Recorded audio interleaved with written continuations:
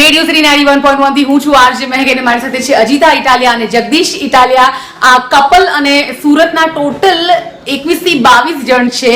એ લોકો સ્પીટી વેલી સાયકલિંગ કરવા ગયા હતા અને અજીતા છે એ ઇન્ડિયાની ફર્સ્ટ વુમન છે, મહિલા છે જેમણે આ સ્પીટી વેલી પાર કરી છે સાયકલિંગ થી. Ajita and Jagdish, welcome to Radio City. Thank you so much. અમારું સાયકલિંગ એક્સપેડિશન 8 દિવસનું હતું જે અમે મનાલીથી સ્ટાર્ટ કર્યું, which was towards Tabo, Shimla side, અને જેમાં અમે 331 કિલોમીટર્સ ક્રોસ સ્પીટી વેલીમાં હતી, જે it was very very difficult. જ્યાં રોડ્સ જ નથી, એકચ્યુઅલી કારમાં જાઓ તો પણ ડિફિકલ્ટ પડે, પણ ત્યાં અમે સાયકલ ચલાવીને અત્યારે બી મને એમ થાય છે કે did we really do that, believe નથી થતું એમ. અને ચેલેન્જીસની હું વાત કરું તો પ્લીઝ કો, બીકોઝ રસ્તા નહીં હોય ત્યાં, વેધર આટલું જો ખરાબ હોય તો કેવી કેવી ચેલેન્જીસ? ક્યારેક ક્યારેક અમે આખા દિવસમાં 3 વેધરનો એક્સપિરિયન્સ કર્યો છે. મોર્નિંગમાં વરસાદ પડી જાય, આફ્ટરનૂનમાં એકદમ જ તડકો પણ હોય, અને સાંજે અચાનક જ પવન ફૂંકાઈ જાય ને એટલી બધી ઠંડી પડવા માંડે.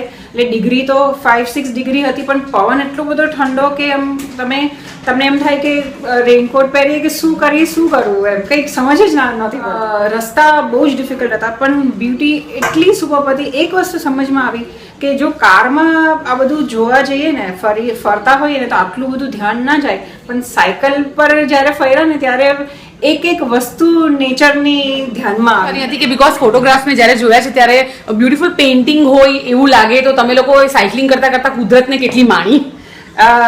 વચ્ચે વચ્ચે અમુક પેચીસ એવા હતા કે જ્યાં તમારે થોડો 2 મિનિટનો બ્રેક લેવો જ પડે, અને એ ટાઈમે તમે નેચરને જોઈને બધું ભૂલાઈ જાય. તમને એમ થાય કે તમે સ્ટુડિયોમાં છો, કે આ બધું ગોઠવેલું છે, માઉન્ટેન્સ છે, 3D ક્લાઉડ્સ છે, આમ એટલું બધું સુપર લાગે ને, આમ બિલીવ ના થાય કે આ રિયલી નેચર આમ એક્ઝિસ્ટ છે.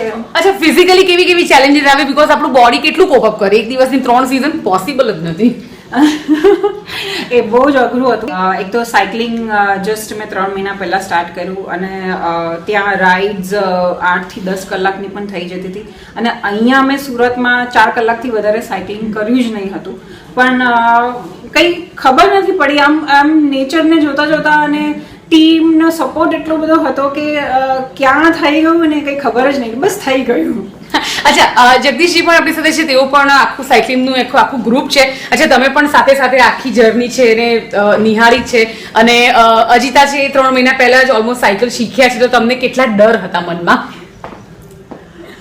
સુરતનું અમારું ગ્રુપ છે લાઈવ સાયકલિંગ ગ્રીન, અને અમે 23 જણા ત્યાં ગયા હતા. પણ ડર કરતાં તો અજીતાએ જ્યારે મને કીધું કે હું સ્પીટી વેલીમાં મારે આવવું છે, ત્યારે મને એમ હતું કે એનાથી થશે નહીં. એટલે મેં પહેલાં તો ના પાડી, પણ પછી કે નહીં મારે આવવું જ છે. એટલે મેં કીધું ચાલો આવવા દો, એકાદ દિવસમાં એને ખબર પડી જશે કે સાયકલિંગ કેટલું અઘરું કહેવાય. પણ દિવસો જતા ગયા અને સાયકલિંગ થતું ગયું. 8 દિવસ પૂરા પણ થઈ ગયા અને એણે સક્સેસફુલી પૂરું કર્યું. એટલે ડર મારો જે હતો એના માટે એણે મને એકચ્યુઅલી રોંગ પ્રૂવ કરી દીધો કે નહીં, શી કેન ડુ ઇટ. વાવ! તો એક હોમ મેકર તરીકે અજીતાએ જબરદસ્ત એવું કામ કર્યું છે. સાયકલિંગ પાછું શીખ્યા, અને પાછું આટલા પહાડો પર જઈને કરવું, આટલા ખરાબ વેધરમાં કરવું.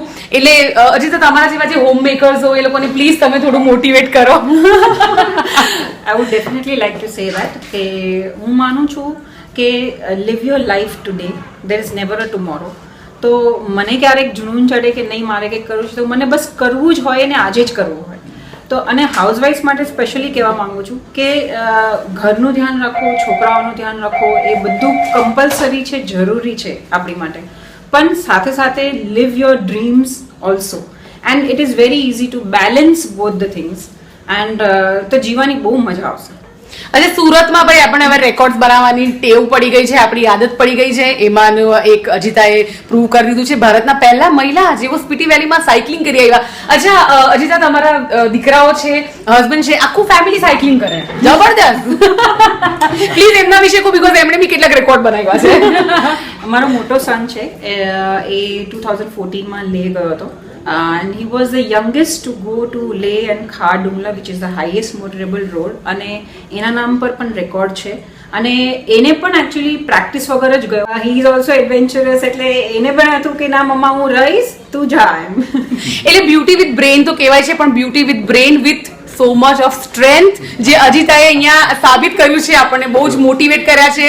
સુરતી હોવાના નાતે બહુ જ આપણને પ્રાઉડ છે, ગુજરાતી હોવાના નાતે બહુ પ્રાઉડ છે, અને ઓફકોર્સ દરેક ભારતીયને એમને પ્રાઉડ અપાવ્યું છે. તો thank you so very much Jagdish and Ajita, and congratulations.